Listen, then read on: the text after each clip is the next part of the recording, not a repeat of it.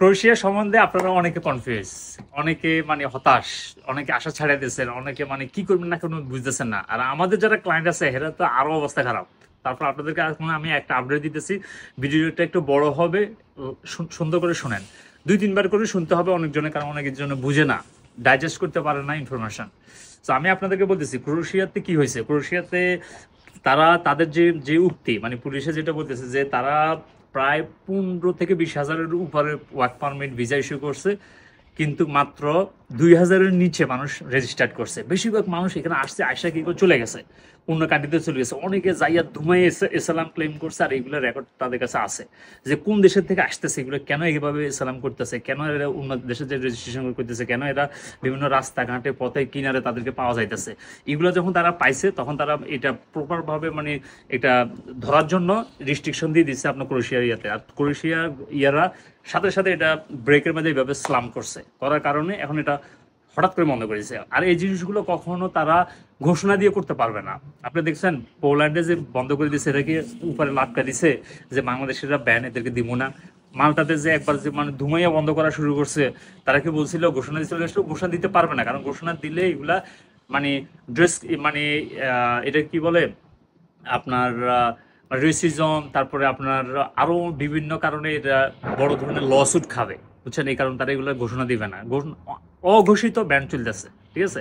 এখন কি হয়েছে ক্রোয়েশিয়াতে আমি বলি, ক্রোয়েশিয়াতে ধরেন কোম্পানিগুলো আগে অ্যাপ্লাই করছে, পারমিট আসার টাইম হয়ে গেছে, অনেকগুলো পারমিট মানে মানে আজকে ডেট দিছে যে আজকে আসি পারমিট কালেকশন করো।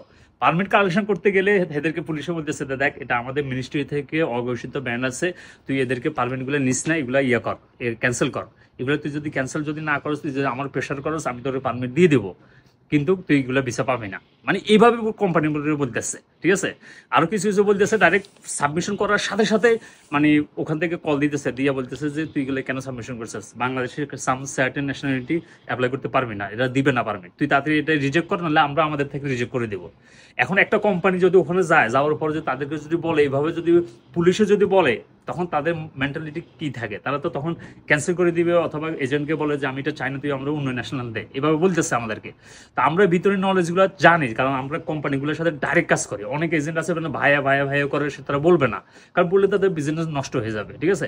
এখন আপনারা যারা আমাদের মাধ্যমে অ্যাপ্লাই করছেন তাদের কি হবে, তারা যারা অ্যাপ্লাই করছেন তারা শুনেন আপনারা লাগিয়ে থাকেন, অনেকগুলো পারমিট আসতেছে, অনেকগুলো আমরা জমাও দিছি, অনেকগুলো হয়তো আসতেও পারে, আমরা জানি না। যদি আসে আমরা এগুলো এই নর্মাল প্রসেস, আপনি এমবেসি ফেস করবেন, আপনি সাবমিশন করবেন।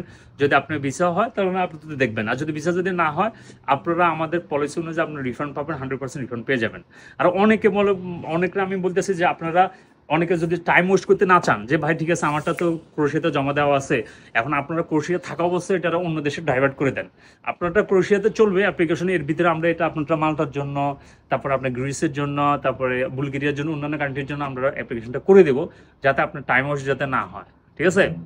সো এটার জন্য আপনারা বেশি প্যানিক করেন না, আমাদের অফিসে যাই বেশি বেশি কল দেওয়ারও দরকার নাই, জাস্ট লাগিয়ে থাকেন, ইনশাল্লাহ এটা একটা কিছু হবে। ক্রোয়েশিয়া যদি না হলে কি হচ্ছে, আমাদের অন্যান্য কান্ট্রি আছে, অন্যান্য কান্ট্রি আমাদের খোলা আছে, আমরা ওগুলোর জন্য ডাইভার্ট করে দেবো, ঠিক আছে। তবে একটার জন্য বসে থাকেন না, ঠিক আছে, কারণ আমাদের রিসেন্টলি গতকাল 2 দিন আগে একটা রেজাল্ট আসছে, ওটা রিফিউজ, আর ওটা অনলাইনে শো করতেছে, ওটা মানে আপনার মানে শো করতেছে, রিফিউজ শো করতেছে, ঠিক আছে।